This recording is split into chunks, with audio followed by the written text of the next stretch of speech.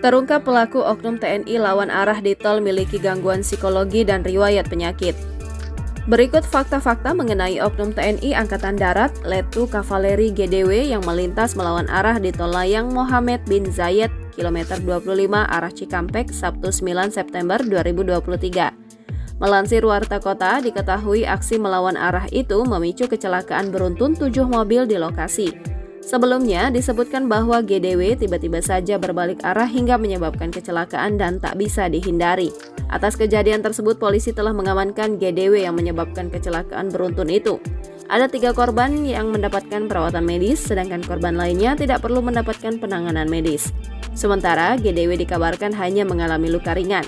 Oknum TNI yang melawan arah tersebut diketahui memiliki gangguan psikologis dan kini sedang dalam pengawasan.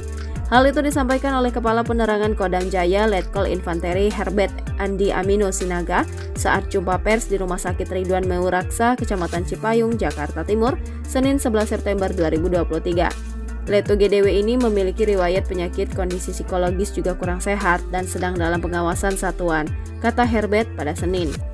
GDW kini diketahui masih menjalani perawatan intensif di Rumah Sakit Pusat Angkatan Darat Gatot Subroto, Jakarta, sehingga polisi militer Kodam Jaya belum dapat memeriksa yang bersangkutan untuk dimintai keterangan.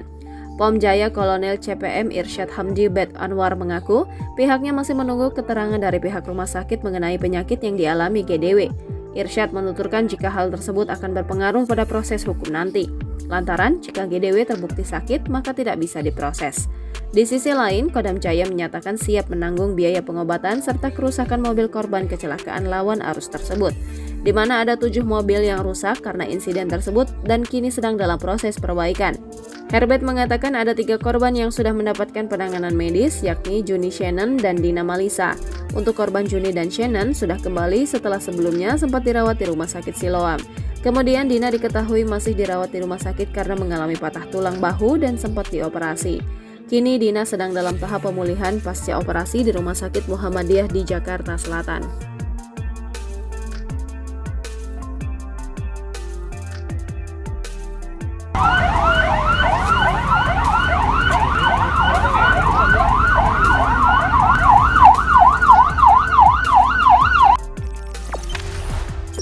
Jangan lupa subscribe, share, komen, dan like ya!